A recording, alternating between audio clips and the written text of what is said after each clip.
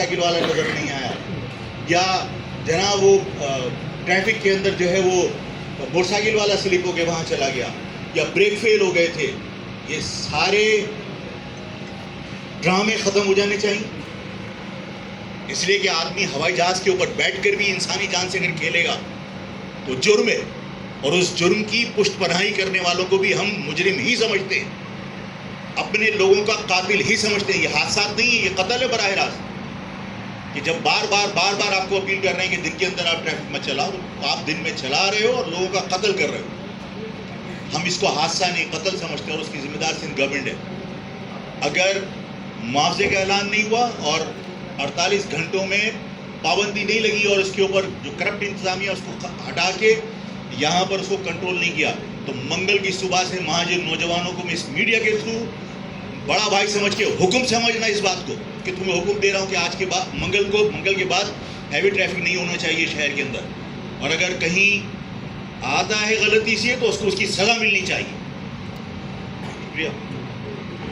ایک اور بات, یہ مہاجر نوجوانوں سے جو میں نے بات کی ہے, مہاجر نوجوان سیاسی وابستگیوں کو اپنی قوم پرستی کے راستے میں رکاوٹ نہیں بننے دینا. یہ ثابت کرنا ہے کہ یہ شہر مہاجروں کا ہے.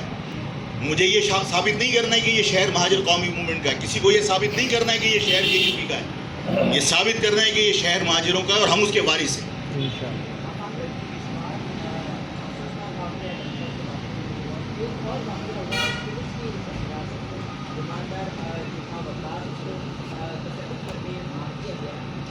میرے بھائی, جب میں بار بار یہ کہتا ہوں کہ اس شہر کے اندر آپ نے اندرون سندھ سے ڈاکو لا کر یہاں تعینات کر دیے, تو میری بات کے اوپر لوگ اعتراض کرتے ہیں کہ سندھیوں کے خلاف. میں سندھیوں کے خلاف نہیں ہوں. پیپلز پارٹی نے جو اقدامات کیے ہیں اس سے سندھیوں اور مہاجروں میں نفرتیں پیدا ہو رہی ہیں.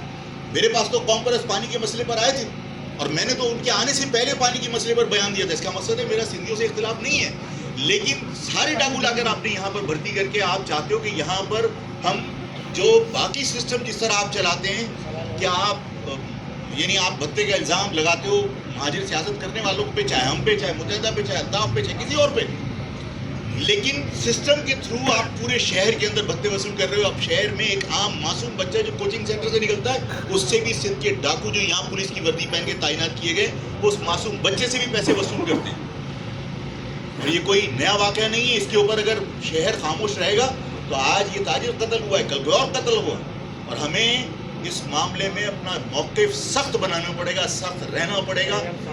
ہم تو اس بات کے اوپر دکھی ہیں کہ ہمیں تانے دیے جاتے ہیں کہ ہم تقسیم ہیں, اور یہ موقع ہے مہاجر نوجوانوں کو, جس طرح میں نے کہا ہے کہ خدا کی قسم اگر ہم بار بار اپنے تقسیم کو مذاق بننے دیں گے, لوگ کہیں گے تقسیم ہے, ثابت کرو کہ چاہے کسی سیاسی جماعت سے تعلق ہے, یہ شہر تمہارا ہے, کسی سیاسی جماعت سے تمہارا تعلق ہے, یہاں کے لوگ تمہارے ہیں, اور ان کی حفاظت کرنا تمہاری ذمہ داری ہے. اس شہر کو یہ ثابت کرنا کہ یہ شہر تمہارا, تمہاری ذمہ داری ہے.